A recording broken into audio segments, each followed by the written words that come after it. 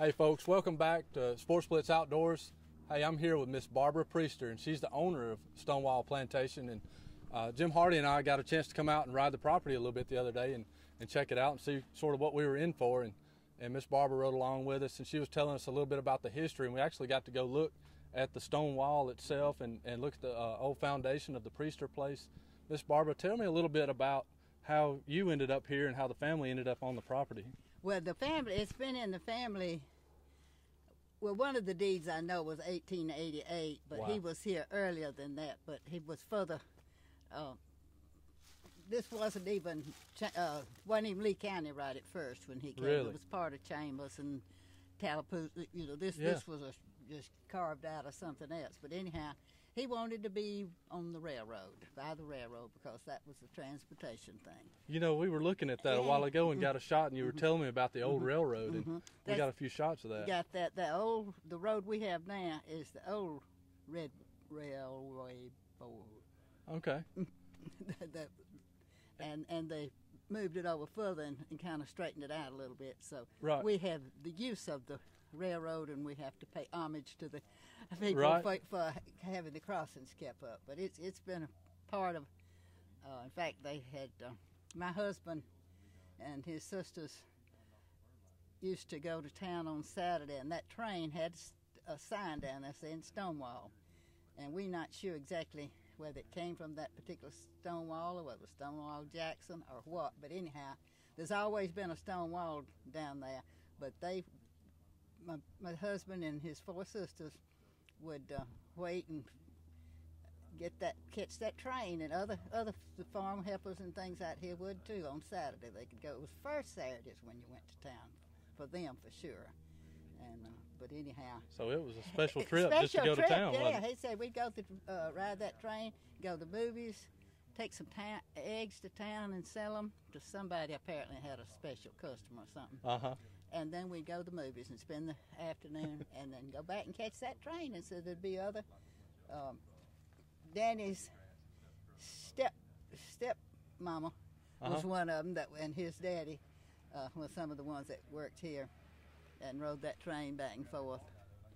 But Well, I tell you, and one of the cool things we were riding around the other day and looking at the barns and the old wagons and the old cars and things like that, and you were telling me about the commissary, and that was kind of a neat little building right there. It's right off of that old railroad, isn't it? yes, right by the railroad track.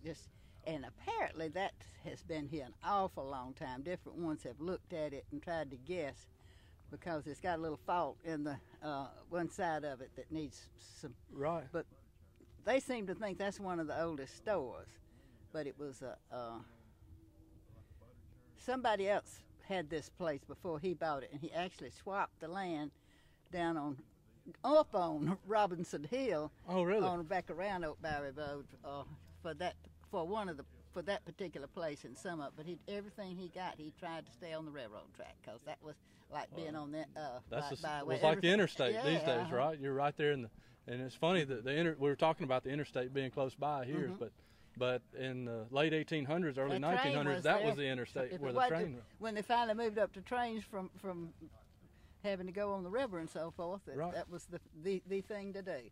Miss Barbara, I want to tell you, it's quite a treat to be able to come out here and hunt with you guys today. I'm so excited after talking to everybody and learning about the history of the Stonewall Plantation, and it's just been a real treat getting to talk to you about everything that's gone on, invested, and really great to hear you carrying on the legacy of your husband, Dr. J.R. Pritchard. And again, just want to encourage everyone to give Miss Pritchard a call and set you up a date to come out here and hunt with them. Great people, and look forward to coming back, Miss Pritchard. Thank you so much. Thank you very much, Greg.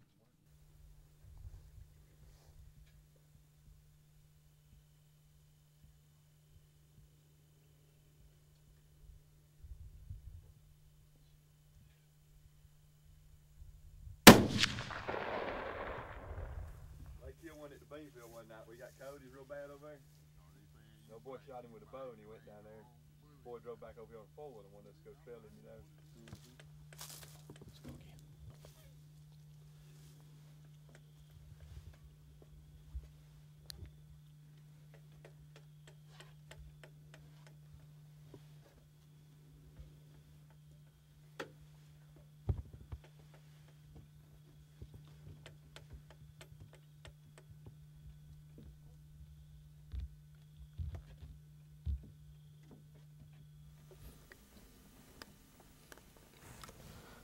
Jeffrey. We're up here in the tree stand finally, and actually the shooting house, and over a pretty nice field. So, and they've been talking about how many deer have been coming out in the last couple of days, and they've seen some pretty big bucks. And we got out here pretty early so we could go ahead and get set up and look to see some action. They've seen about 25, 30 deer on this field in the last 2 days. That's a good number. So real good afternoon, kind of gas, getting a little colder. Should make a real good hunt. Yep. And like you said, the conditions could be any better. There's a front coming in. Tomorrow's supposed to rain all day, so Get them on, get them moving a little bit.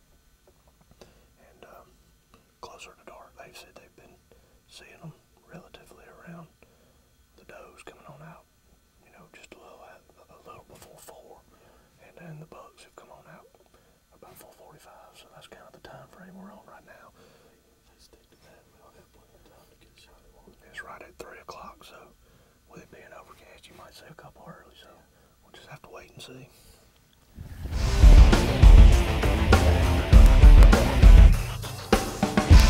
More of Sportz Blitz Outdoors right after this.